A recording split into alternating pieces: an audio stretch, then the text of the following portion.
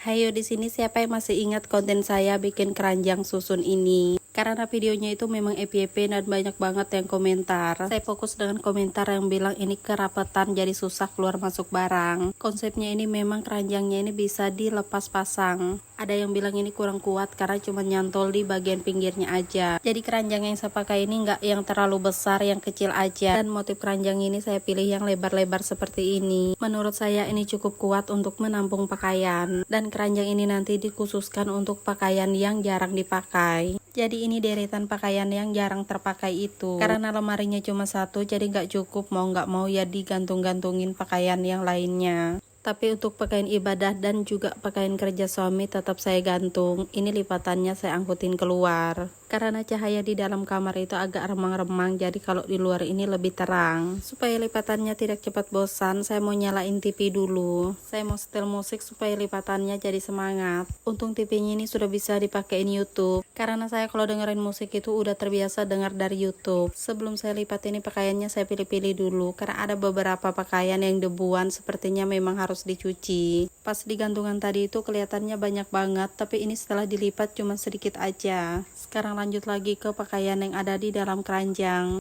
Saya lipatin dan saya susun ke dalam keranjang yang satunya. Kalau dipikir-pikir kalau keranjangnya udah kisi pakaian baru dipindahin pastinya berat. Makanya ini mumpung rangkanya masih kosong langsung saya angkutin bawa ke dalam kamar. Bekas gantungannya tadi udah dilepas dan ini saya lagi mikir posisi mana yang bagus. Akhirnya posisi lemarinya saya putar arahnya. Lumayan membutuhkan tenaga untuk ngegeserinnya karena saya sendirian dan pakaiannya nggak dikosongi. Keranjang yang udah terisi pakaian tadi saya susun di bagian paling bawah. Yang lainnya menyusul bagian atas. Nah, ini gantungan pakaiannya yang bikin saya bingung. Ditaruh sebelah sini kelihatan berantakan banget. Akhirnya saya pindahin di bagian tengah. Nona Dayak ini pun gak kalah sibuknya. Gantungan kosongnya kita gantungin lagi. Hari ini sekalian juga saya mau pasangin gorden karena udah datang beberapa hari baru sempatkan pasang hari ini di ukuran 135 x 220 cm ring 12. Untuk motifnya motif timbul seperti ini. Langsung aja mau saya jembrengin, mana tahu ada teman-teman yang sama-sama cari gorden, kita bisa samaan deh. Kalau dihadapin ke cahaya seperti ini memang sedikit menerawang. Ini saya nggak tahu fungsinya, intinya ada itunya di setiap gelombang. Ini saya atur-atur posisi pasangnya, sementara itu Elisa yang unboxing lagi sisanya. Memang kayak gini cahaya di kamar ini agak gelap semenjak kami udah bikin atap di bagian depan. Padahal ini lampunya udah hidup tapi kurang terang. Untuk sementara waktu gordennya dipasang pakai tali aja.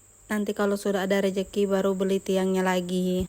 Ini pokoknya harganya menyesuaikan dengan kualitasnya. Tadi itu saat dihadapkan ke cahaya memang sedikit nerawang. Tapi ini kondisinya sudah hampir gelap, nggak nerawang sama sekali. Apalagi kalau dari luar dijamin nggak bakal nerawang. Oke, seperti inilah perubahan kecil yang ada di dalam kamar.